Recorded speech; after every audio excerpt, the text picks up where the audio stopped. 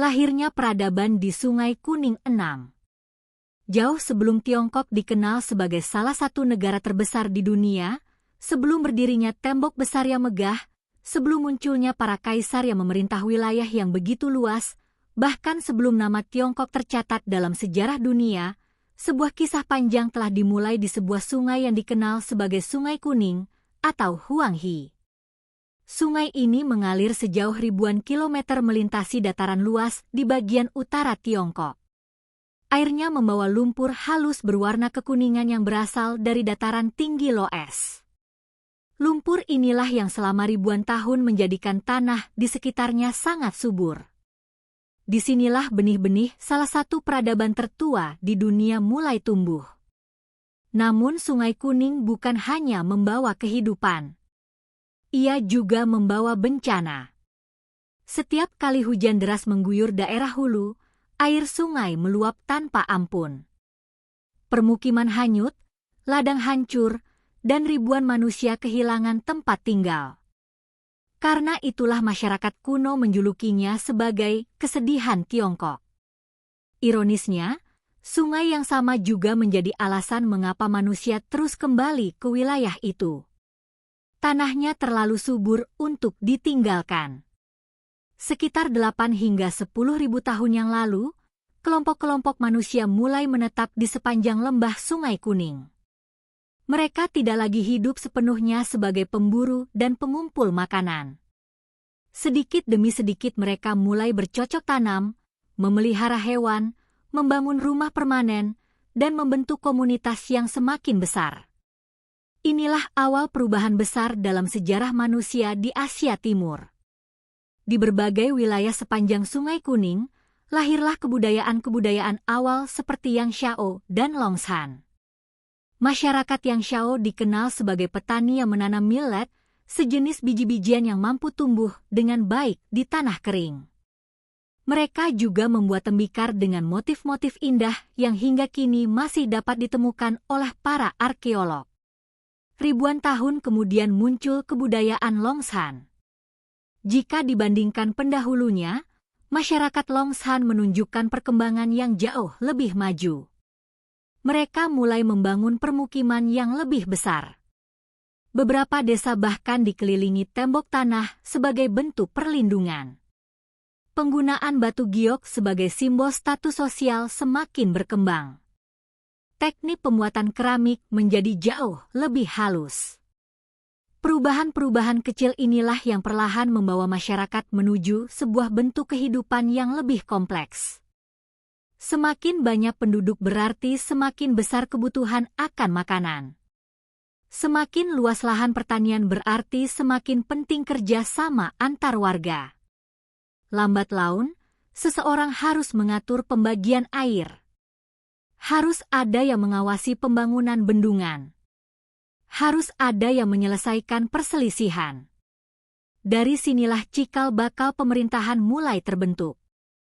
Tidak ada yang mengetahui secara pasti kapan kerajaan pertama muncul di wilayah ini. Sebagian kisah berasal dari legenda yang diwariskan turun-temurun. Menurut cerita kuno Tiongkok, sebelum muncul para raja, dunia dipimpin oleh tokoh-tokoh bijaksana yang dikenal sebagai 3 penguasa dan 5 kaisar. Mereka bukan sekadar pemimpin. Mereka digambarkan sebagai sosok yang mengajarkan manusia cara bertani, membuat api, membangun rumah, hingga hidup berdampingan. Sulit memastikan apakah mereka benar-benar pernah ada. Namun legenda tersebut menunjukkan bagaimana masyarakat Tiongkok kuno memandang asal-usul peradaban mereka. Di antara semua tokoh legenda itu, satu nama selalu muncul dalam hampir setiap catatan kuno. Namanya adalah Yu yang Agung. Konon, pada suatu masa, Sungai Kuning mengalami banjir yang begitu dahsyat hingga menghancurkan seluruh negeri. Banyak orang mencoba membendung air, tetapi semuanya gagal. Yu memilih cara yang berbeda. Alih-alih menahan air, ia menggali saluran-saluran baru agar air dapat mengalir menuju laut. Selama bertahun-tahun ia bekerja tanpa mengenal lelah. Legenda bahkan mengatakan bahwa Yu begitu fokus menjalankan tugasnya hingga 3 kali melewati rumahnya sendiri tanpa sempat masuk untuk menemui keluarganya.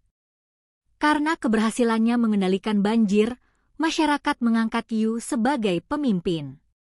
Dari sinilah, menurut catatan tradisional Tiongkok, lahirlah dinasti Xia, dinasti pertama dalam sejarah negeri itu.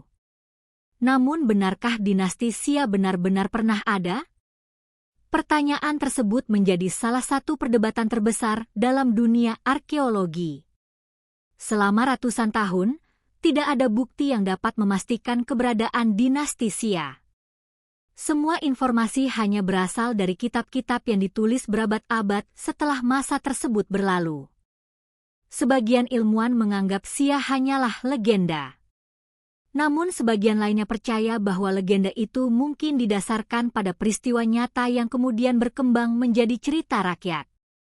Pada abad ke-20, berbagai penggalian di wilayah Erlito mulai memberikan petunjuk baru.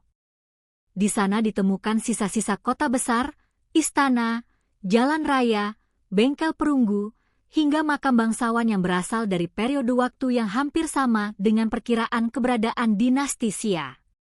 Meskipun belum dapat dipastikan sepenuhnya, banyak ahli kini meyakini bahwa kebudayaan Erlito kemungkinan memiliki hubungan erat dengan dinasti Xia yang tercatat dalam sejarah tradisional.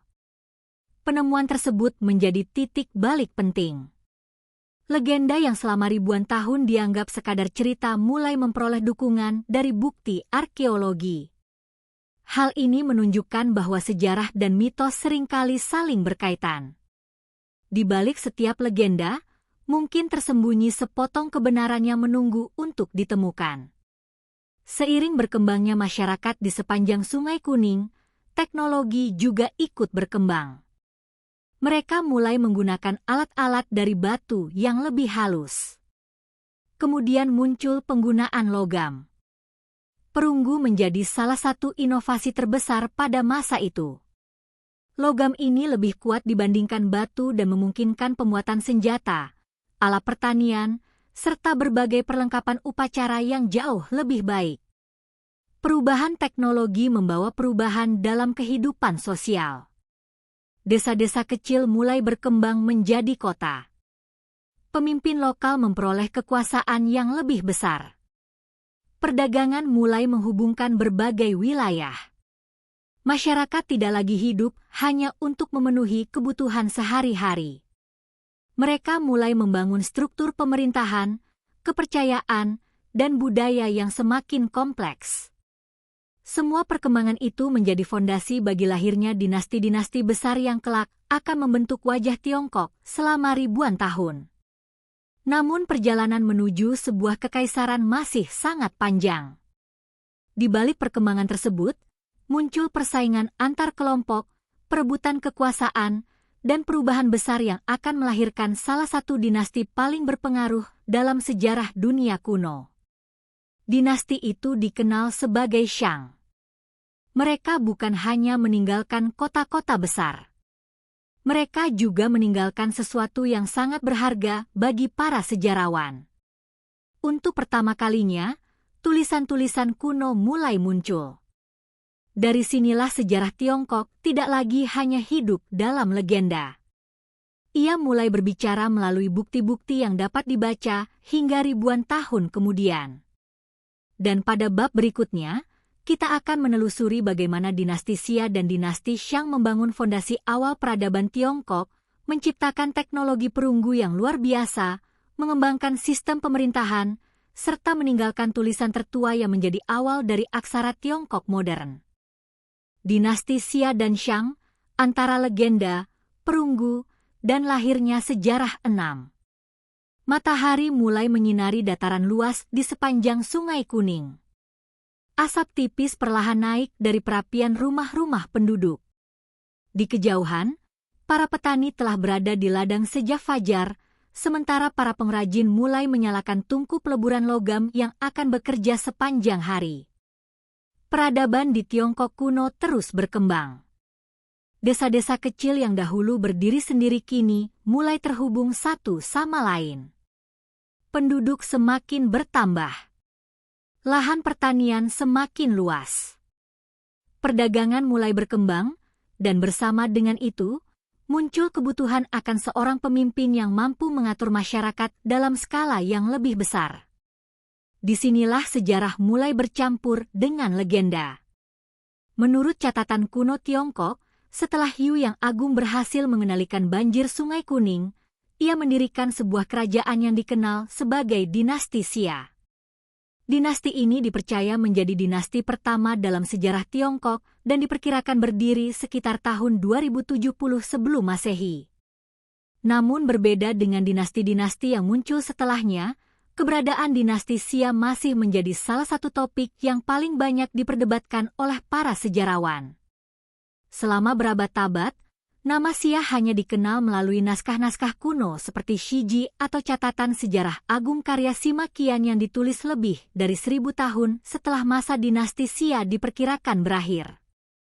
Karena tidak adanya bukti tertulis dari masa itu, sebagian ilmuwan sempat menganggap Xia hanyalah sebuah legenda yang diciptakan untuk menjelaskan asal-usul bangsa Tiongkok.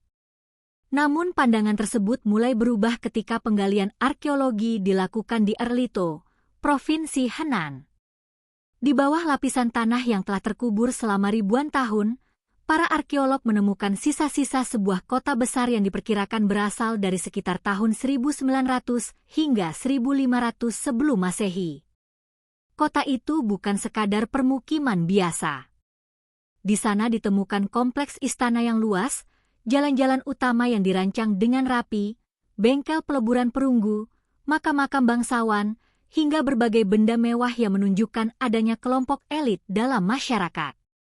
Meskipun belum ada tulisan yang secara langsung menyebut nama Xia, banyak ahli percaya bahwa kebudayaan Erlito kemungkinan besar merupakan cerminan dari dinasti yang selama ini hanya dikenal melalui legenda. Jika benar demikian, maka kisah Hiu yang Agung mungkin bukan sekadar dongeng. Ia bisa jadi merupakan gambaran yang telah dihias oleh waktu dari seorang pemimpin nyata yang hidup ribuan tahun silam. Salah satu pencapaian terbesar masyarakat pada masa ini adalah kemampuan mengolah logam. Manusia sebelumnya telah mengenal tembaga, tetapi tembaga murni memiliki kelemahan karena relatif lunak. Ketika mereka mulai mencampurkan tembaga dengan timah, lahirlah sebuah logam baru yang jauh lebih kuat. Logam itu adalah perunggu. Penemuan perunggu mengubah hampir seluruh aspek kehidupan. Kapak menjadi lebih tajam. Pisau lebih kuat. Peralatan pertanian lebih tahan lama. Senjata menjadi lebih mematikan. Teknologi ini memberi keuntungan besar bagi masyarakat yang mampu menguasainya. Namun membuat perunggu bukanlah pekerjaan yang mudah. Diperlukan tambang tembaga, tambang timah, tenaga kerja terampil, tungku dengan suhu sangat tinggi, serta pengawasan yang baik. Artinya, hanya masyarakat yang memiliki organisasi yang kuat yang mampu menghasilkan benda-benda perunggu dalam jumlah besar. Kemampuan inilah yang kemudian mencapai puncaknya pada dinasti Shang. Sekitar tahun 1600 sebelum Masehi, dinasti Shang mulai menggantikan kekuasaan Xia. Berbeda dengan pendahulunya yang masih dipenuhi misteri, keberadaan Shang dapat dibuktikan secara langsung melalui berbagai penemuan arkeologi.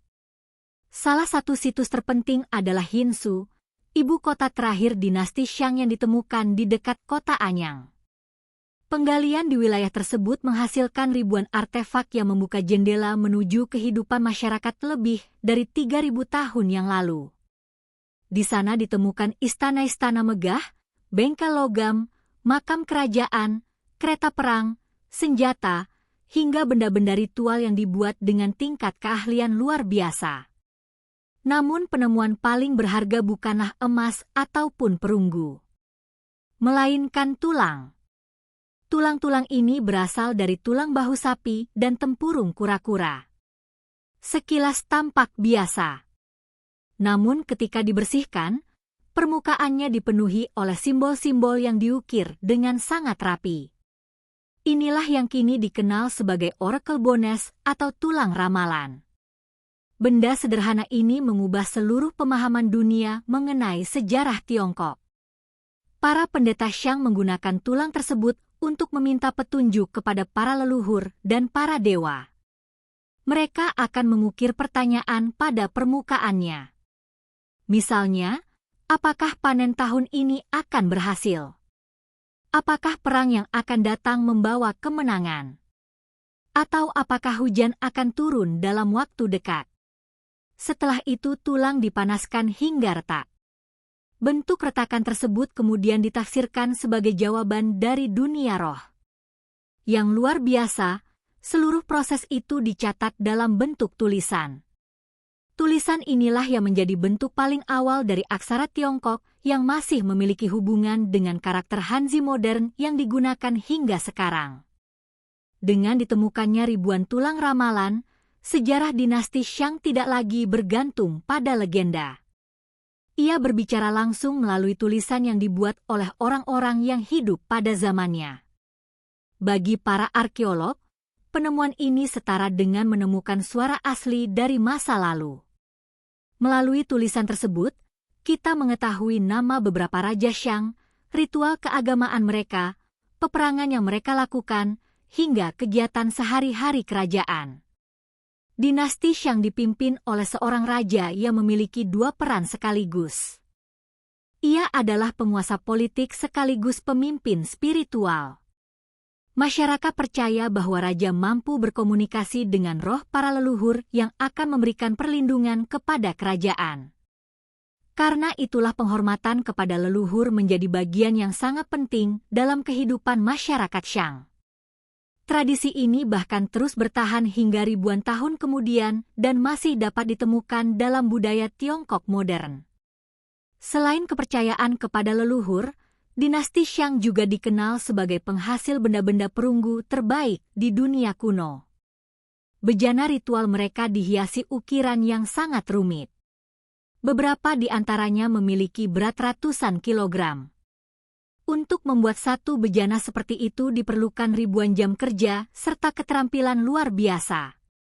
Hingga kini, para ahli masih mengagumi teknik pengecoran logam yang digunakan masyarakat Shang. Di bidang militer, Shang mulai memanfaatkan kereta perang yang ditarik oleh kuda. Kereta ini menjadi simbol kekuasaan sekaligus senjata yang efektif di medan tempur. Penggunaan kuda juga mempercepat komunikasi antara berbagai wilayah kerajaan. Namun seperti banyak kerajaan lain dalam sejarah, kejayaan Shang perlahan mulai memudar. Pada masa-masa akhir pemerintahannya, beberapa raja Shang dikenal hidup dalam kemewahan. Pajak semakin berat. Rakyat mulai kehilangan kepercayaan. Para bangsawan daerah memperoleh kekuatan yang semakin besar. Di wilayah barat, muncul sebuah kelompok yang awalnya merupakan sekutu Shang. Kelompok ini dipimpin oleh keluarga You. Pada awalnya, hubungan mereka berjalan baik. Namun seiring melemahnya kekuasaan Shang, You melihat kesempatan untuk mengambil alih pemerintahan. Konflik besar pun tidak dapat dihindari. Sekitar tahun 1046 sebelum Masehi, kedua pasukan bertemu dalam pertempuran Mue. Pertempuran ini menjadi salah satu titik balik terbesar dalam sejarah Tiongkok. Pasukan You berhasil mengalahkan dinasti Shang. Raja terakhir Shang memilih mengakhiri hidupnya daripada menyerah kepada musuh. Dengan berakhirnya dinasti Shang, babak baru sejarah Tiongkok pun dimulai. Dinasti You tidak hanya menggantikan sebuah kerajaan. Mereka juga memperkenalkan gagasan yang akan membentuk cara berpikir bangsa Tiongkok selama lebih dari 2000 tahun. Sebuah konsep yang dikenal sebagai mandat langit.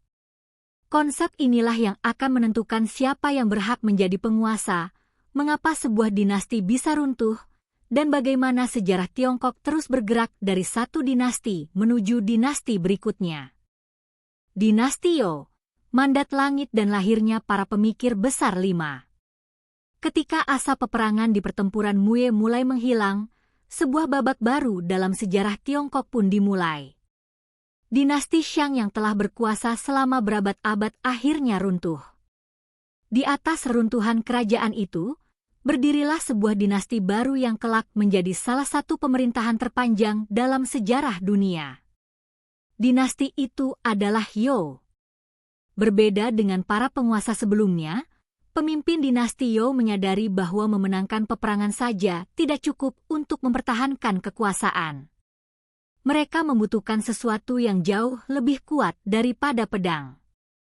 Mereka membutuhkan alasan yang dapat diterima oleh seluruh rakyat mengenai mengapa mereka berhak memerintah. Dari sinilah lahir sebuah gagasan yang akan membentuk sejarah Tiongkok selama lebih dari 2000 tahun. Gagasan itu dikenal sebagai Mandat Langit atau Tianming. Menurut konsep ini, seorang penguasa memperoleh hak untuk memerintah bukan semata-mata karena keturunan atau kekuatan militer. Hak tersebut diberikan oleh langit. Selama seorang raja memerintah dengan adil, menjaga kesejahteraan rakyat, serta menghormati hukum dan moral, mandat langit akan tetap menyertainya. Namun apabila ia berubah menjadi penguasa yang kejam, korup, dan mengabaikan penderitaan rakyat, maka langit akan mencabut mandat tersebut. Bencana alam, kelaparan, pemberontakan, perang. Semuanya dianggap sebagai tanda bahwa seorang raja telah kehilangan restu langit. Konsep ini sangat revolusioner. Di banyak peradaban kuno, raja sering dianggap sebagai dewa atau keturunan dewa yang tidak dapat diganggu-gugat. Sebaliknya, dalam pandangan Youo, seorang raja tetap dapat digantikan apabila ia gagal menjalankan tanggung jawabnya.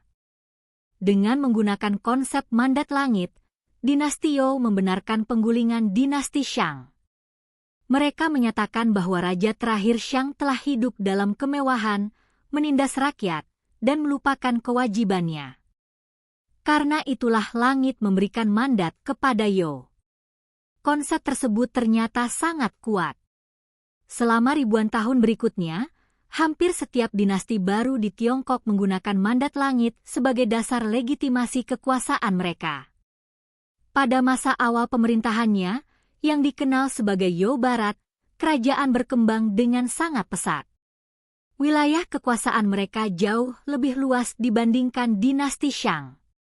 Namun luasnya wilayah juga membawa tantangan baru. Tidak mungkin seluruh daerah diperintah langsung dari ibu kota. Karena itu, Raja Youo membagi wilayah menjadi beberapa daerah yang dipimpin oleh keluarga kerajaan atau bangsawan yang setia. Sistem ini sering dibandingkan dengan sistem feodal di Eropa, meskipun memiliki banyak perbedaan. Para penguasa daerah diberi hak untuk mengelola wilayah mereka sendiri. Sebagai gantinya, mereka harus tetap setia kepada raja, membayar upeti, dan mengirim pasukan apabila kerajaan menghadapi perang. Pada awalnya sistem ini berjalan dengan baik. Wilayah Youo semakin luas. Pertanian berkembang. Perdagangan meningkat. Penduduk terus bertambah. Namun seiring berjalannya waktu, para bangsawan daerah menjadi semakin kuat. Mereka memiliki tentara sendiri.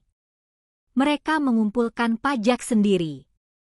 Mereka mulai bertindak layaknya raja kecil.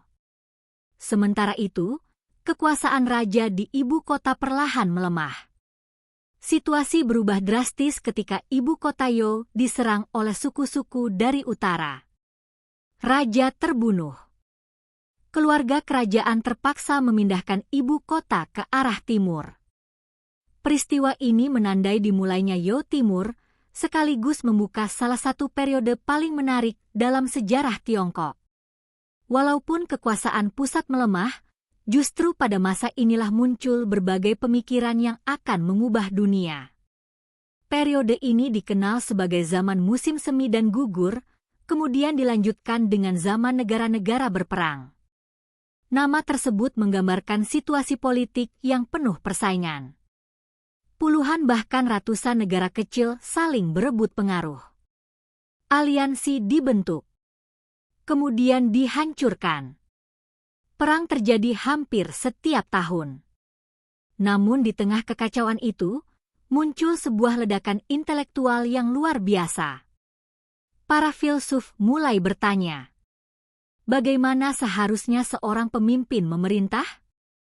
Bagaimana manusia dapat hidup damai?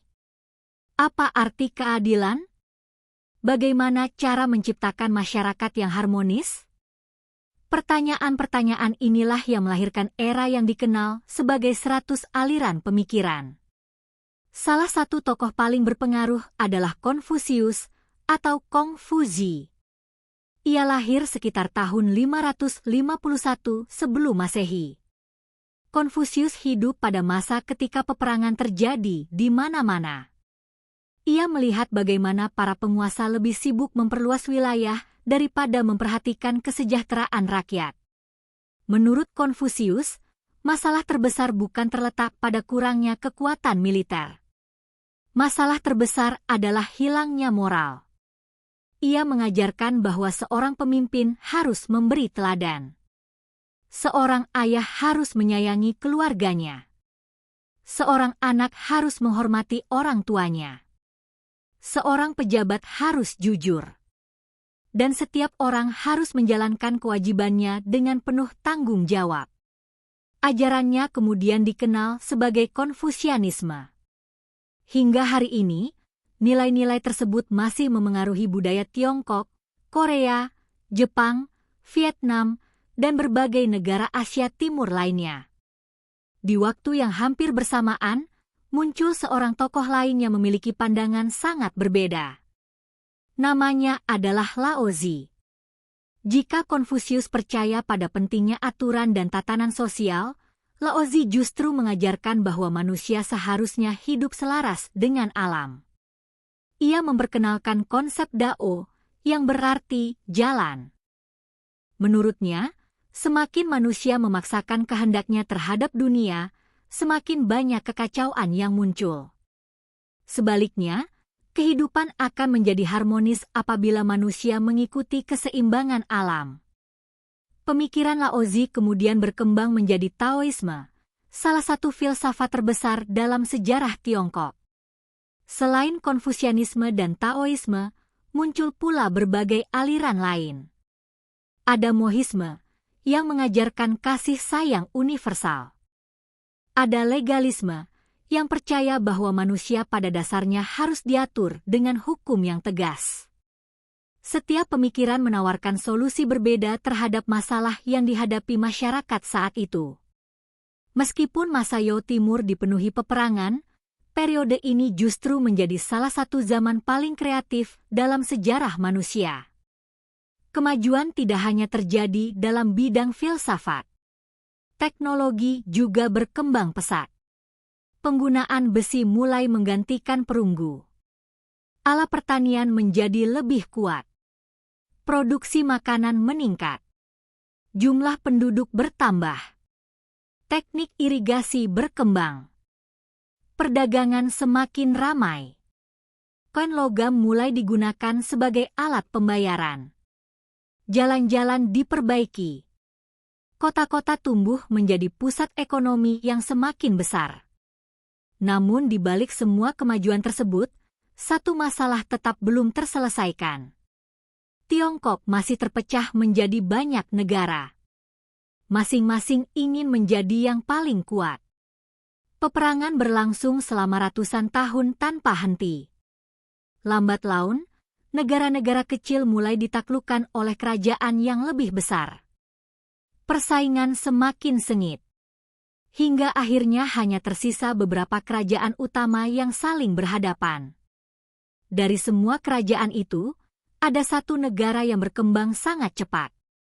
Negara itu memiliki pemerintahan yang disiplin, militer yang kuat, hukum yang tegas, dan seorang raja yang memiliki ambisi besar. Nama negara itu adalah Qin. Dari sinilah kisah Tiongkok memasuki babak baru. Sebuah kerajaan yang akan mengakhiri perang selama berabad-abad, menyatukan seluruh negeri di bawah satu kekuasaan, membangun fondasi Kekaisaran Tiongkok, serta melahirkan seorang penguasa yang namanya akan dikenang sepanjang sejarah.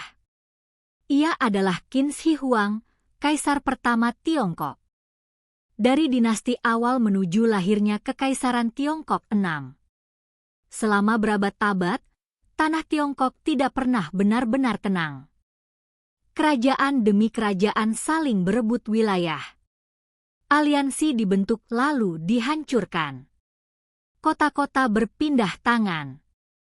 Para jenderal menghabiskan hidup mereka di medan perang, sementara rakyat biasa hanya berharap suatu hari nanti peperangan itu akan berakhir. Bagi banyak orang yang hidup pada masa itu, perdamaian mungkin terasa seperti mimpi yang mustahil. Namun sejarah seringkali berubah ketika seseorang muncul dengan visi yang jauh lebih besar daripada zamannya. Di bagian barat Tiongkok berdiri sebuah kerajaan yang selama bertahun-tahun dianggap kurang penting dibandingkan negara-negara besar lainnya. Kerajaan itu bernama Qin. Letaknya yang berada di wilayah perbatasan membuat rakyat Qin terbiasa hidup keras. Mereka harus menghadapi ancaman dari suku-suku nomaden, mengelola lahan yang tidak selalu subur, dan mempertahankan wilayah mereka dari serangan musuh. Kondisi tersebut tanpa disadari membentuk masyarakat yang disiplin dan tangguh. Berbeda dengan beberapa kerajaan lain yang masih mempertahankan sistem bangsawan tradisional, Qin melakukan berbagai reformasi besar. Salah satu tokoh penting di balik perubahan ini adalah negarawan Xiangyang. Ia memperkenalkan sistem pemerintahan yang berlandaskan hukum yang tegas. Kedudukan seseorang tidak lagi ditentukan hanya oleh keturunan, tetapi juga oleh prestasi. Prajurit yang berjasa memperoleh penghargaan. Pejabat yang gagal menjalankan tugas mendapat hukuman. Aturan diterapkan tanpa memandang status sosial. Banyak kebijakan Xiang yang dianggap sangat keras. Namun justru melalui disiplin itulah Qin berkembang menjadi negara dengan militer paling kuat di antara semua pesaingnya. Sedikit demi sedikit, Qin mulai menaklukkan kerajaan-kerajaan lain. Han jatuh. Zhao dikalahkan. Wei menyerah. Chu yang sangat kuat akhirnya berhasil ditundukkan. Yan dan Qi menjadi kerajaan terakhir yang kehilangan kemerdekaannya. Pada tahun 221 sebelum Masehi, untuk pertama kalinya dalam sejarah, sebagian besar wilayah Tiongkok berhasil dipersatukan di bawah satu pemerintahan. Penguasanya adalah Hing Sheng. Namun ia merasa gelar raja sudah tidak lagi cukup menggambarkan kekuasaannya. Ia memilih gelar baru yang belum pernah digunakan sebelumnya. Qin Shi Huang, yang berarti Kaisar pertama Qin. Inilah awal dari Kekaisaran Tiongkok. Nama Qin sendiri dipercaya menjadi asal-usul penyebutan Cina dalam banyak bahasa di dunia. Meskipun dinasti Qin hanya bertahan sekitar 15 tahun, pengaruhnya sangat besar. Qin Shi Huang memahami bahwa menyatukan wilayah yang luas tidak cukup hanya dengan kemenangan militer. Ia juga harus menyatukan cara hidup masyarakatnya. Karena itu ia melakukan berbagai reformasi besar. Sistem tulisan yang sebelumnya memiliki banyak variasi diseragamkan agar seluruh wilayah dapat menggunakan aksara yang sama. Ukuran berat dan timbangan dibuat seragam sehingga perdagangan menjadi lebih mudah. Mata uang distandarkan. Lebar roda kereta disamakan agar jalan-jalan dapat digunakan secara lebih efisien. Langkah-langkah ini membuat hubungan antar daerah menjadi jauh lebih lancar. Untuk melindungi wilayah utara dari serangan suku-suku nomaden, Qin Shi Huang juga memerintahkan penyambungan berbagai tembok pertahanan yang telah dibangun oleh kerajaan-kerajaan sebelumnya. Kumpulan tembok inilah yang kelak berkembang menjadi salah satu bangunan paling terkenal di dunia, yaitu Tembok Besar Tiongkok. Walaupun bentuk yang kita lihat sekarang sebagian besar berasal dari dinasti Ming, gagasan awal pembangunannya telah dimulai sejak masa Qin. Qin Shi Huang juga dikenal karena makamnya yang luar biasa. Selama puluhan tahun, ribuan pekerja membangun kompleks pemakaman yang sangat luas. Di dalamnya ditempatkan ribuan patung prajurit dari tanah liat dengan ukuran manusia asli.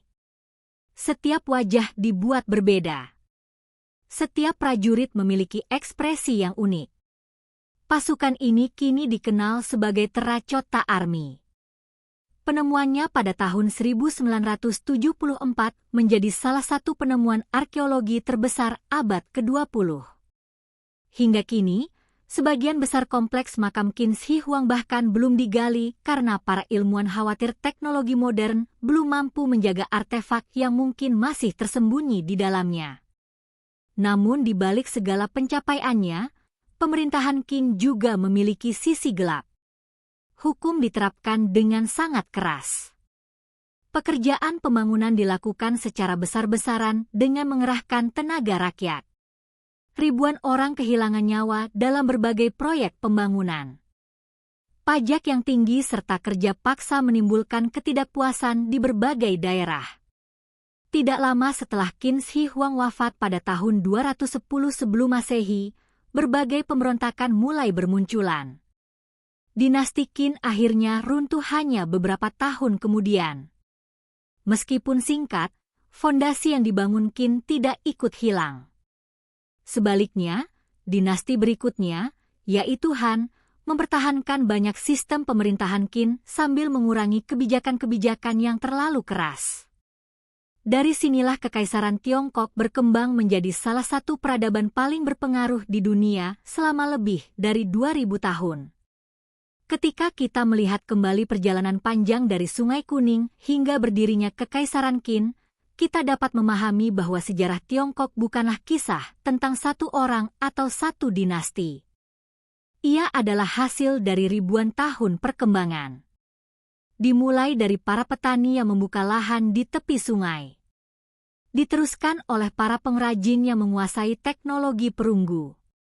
Dikembangkan oleh para raja yang membangun kota-kota pertama.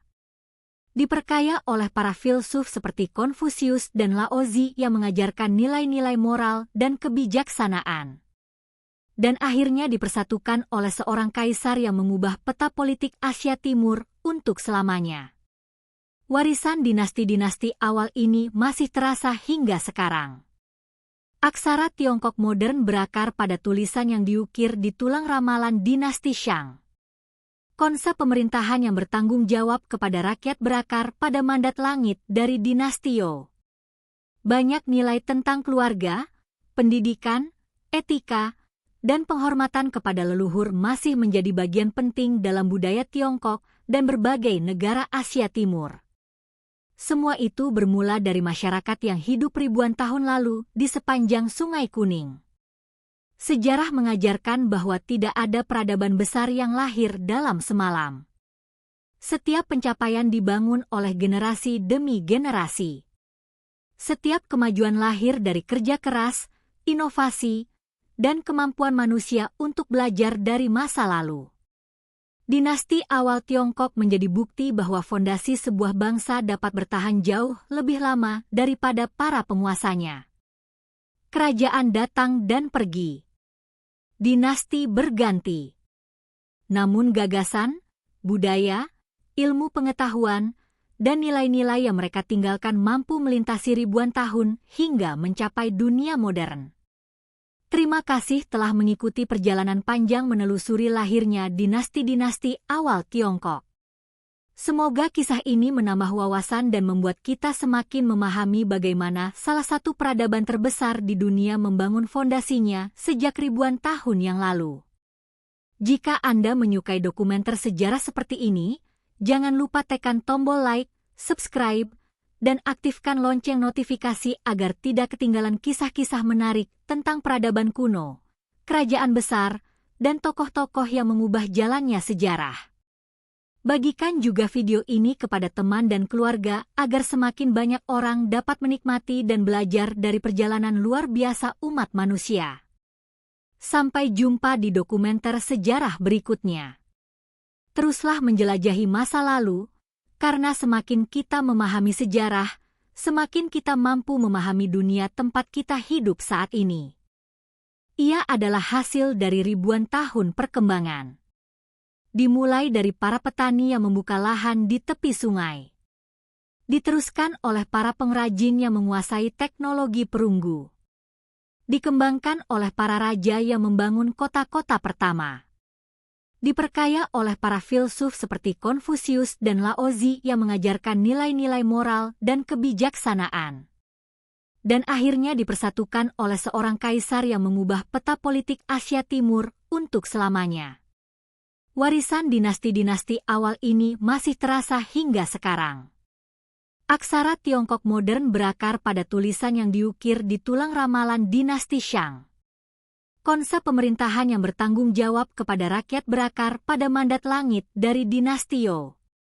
Banyak nilai tentang keluarga, pendidikan, etika, dan penghormatan kepada leluhur masih menjadi bagian penting dalam budaya Tiongkok dan berbagai negara Asia Timur. Semua itu bermula dari masyarakat yang hidup ribuan tahun lalu di sepanjang Sungai Kuning. Sejarah mengajarkan bahwa tidak ada peradaban besar yang lahir dalam semalam. Setiap pencapaian dibangun oleh generasi demi generasi. Setiap kemajuan lahir dari kerja keras, inovasi, dan kemampuan manusia untuk belajar dari masa lalu. Dinasti awal Tiongkok menjadi bukti bahwa fondasi sebuah bangsa dapat bertahan jauh lebih lama daripada para penguasanya. Kerajaan datang dan pergi. Dinasti berganti. Namun gagasan, budaya, ilmu pengetahuan, dan nilai-nilai yang mereka tinggalkan mampu melintasi ribuan tahun hingga mencapai dunia modern. Terima kasih telah mengikuti perjalanan panjang menelusuri lahirnya dinasti-dinasti awal Tiongkok. Semoga kisah ini menambah wawasan dan membuat kita semakin memahami bagaimana salah satu peradaban terbesar di dunia membangun fondasinya sejak ribuan tahun yang lalu. Jika Anda menyukai dokumenter sejarah seperti ini, jangan lupa tekan tombol like, subscribe, dan aktifkan lonceng notifikasi agar tidak ketinggalan kisah-kisah menarik tentang peradaban kuno, kerajaan besar, dan tokoh-tokoh yang mengubah jalannya sejarah. Bagikan juga video ini kepada teman dan keluarga agar semakin banyak orang dapat menikmati dan belajar dari perjalanan luar biasa umat manusia. Sampai jumpa di dokumenter sejarah berikutnya. Teruslah menjelajahi masa lalu, karena semakin kita memahami sejarah, semakin kita mampu memahami dunia tempat kita hidup saat ini.